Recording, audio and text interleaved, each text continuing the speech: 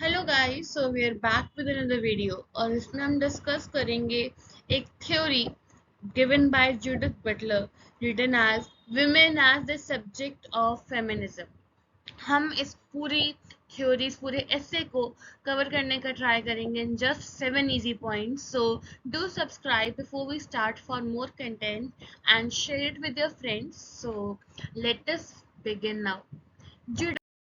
Judith Butler, इनका जन्म हुआ था 1956 में। इन्होंने बहुत सारे लिटरेरी वर्क्स लिखे हैं। इन्होंने बहुत जेंडर पे इन्होंने काफ़ी काम किया है। इनकी कुछ literary works including gender theory बहुत फेमस भी हुए। इन्होंने क्वीर थ्योरी भी दी। साथ ही साथ ये सिर्फ लिटरेरी वर्क्स ही नहीं लिखती बट इनकी कॉन्ट्रीब्यूशन भी बहुत सिग्निफिकेंट है in for the LGBTQ community. So now let us move forward. हम जान लेते हैं हमारी इस ऐसे के बारे में जिसका नाम है women as the subject of feminism, challenge to feminist subjectivity. जो पुराने टेक्स्ट है, जो पुराने लिटरेरी वर्क्स हैं, उनमें विमेन की एक पोजीशन बता दी गई है, उसको फिक्स कर दिया गया है, जबकि ये उस बात को चैलेंज करती हैं कि जो विमेन की आइडेंटिटी है वो स्टेबल नहीं है। We can grow, we can evolve. So इनका मतलब है कहने का कि आपको किसी की भी जेंडर को एक स्टेबिलिटी देने की जरूरत नहीं है, because every creature, every person, every being on this earth can evolve. वो बेटर हो सकता है, बदल सकता है। और ऐसे ही जो विमेन है वो अपने आप को सुधार रही हैं in the sense they are getting into more task, they are being now more lively for the environment. साथ ही साथ हर जो फील्ड है उसमें भी उनका जो कंट्रीब्यूशन है वो बढ़ गया है। So she challenges the feminist subjectivity, dynamic nature of identity.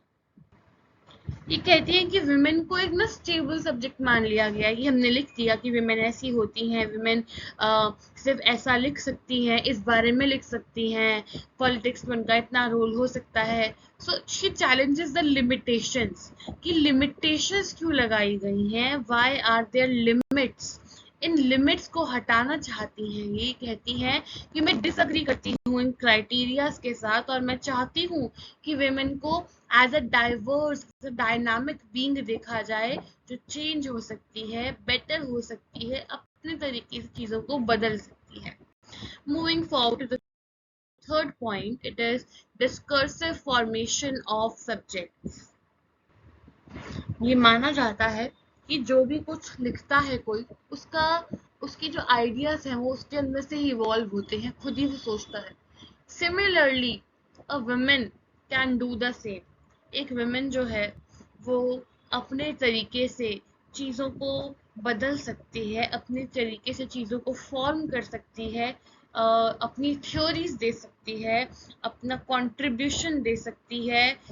If it doesn't matter कि वो चाहे लिंग्विस्टिक फील्ड है या फिर पॉलिटिकल फील्ड है, it does not matter. So moving forward to the fourth point, it is critique of universalism. एक universal concept ले लिया गया है कि वुमेन क्या होती हैं, एक औरत क्या है, कि इसके लिए करेक्टरिस्टिक्स हमने लिख के रख लिए हैं कि ऐसी ऐसी होती है, ये ऑपरेशन हो चुका है, ऐसा बदल रही है, ये वो, so on.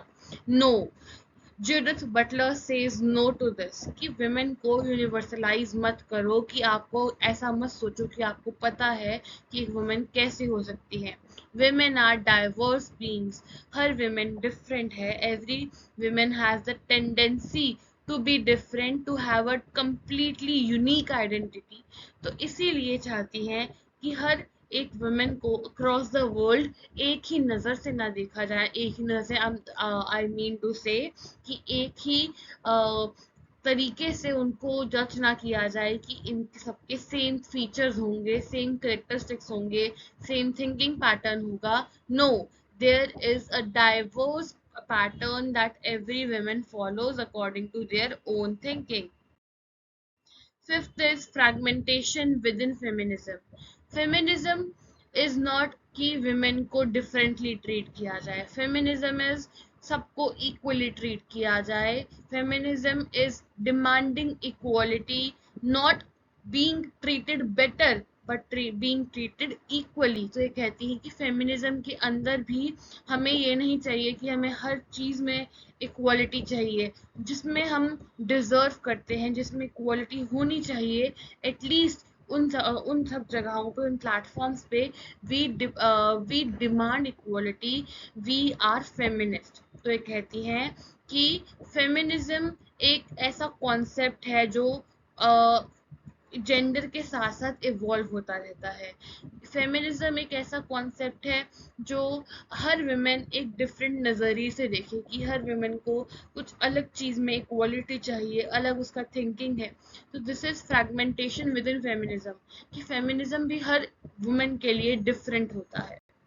Moving forward to the sixth point, it is revisiting feminist politics. ये कहती है कि आपको खुद से ही नहीं सोचना है कि वुमेन क्या चाहती हैं। You should let them talk कि what do they want. A man writing about a women will say कि उनको, वुमेन को इक्वालिटी मिलनी चाहिए, वुमेन को रिस्पेक्ट मिलनी चाहिए, so on. He writes a whole damn essay, but no, representation of feminism should be completely different, should be entirely different, कि a woman should have the right कि वो खुद बताए कि उसको अपनी आइडेंटिटी किस तरीके से वो देखती है, उसको कैसी चीज़ें वो डिमांड करती है, कैसी चीज़ें वो एक्सपेक्ट करती है। So it is revisiting feminist politics, कि अ वुमेन शुड नो कि उनको क्या चाहिए, उनको कैसी पॉलिटिक्स चाहिए। The last point, it is reconceptualizing representation.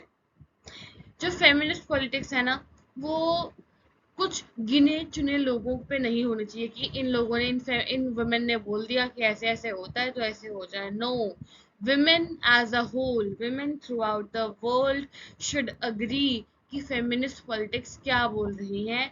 अगर फेमिनिस्ट पॉलिटिक्स बोलती हैं कि हमें सबसे अच्छा ट्रीट किया जाए, पर all over the world women ये नहीं चाहती कि सबसे अच्छा ट्रीट किया जाए।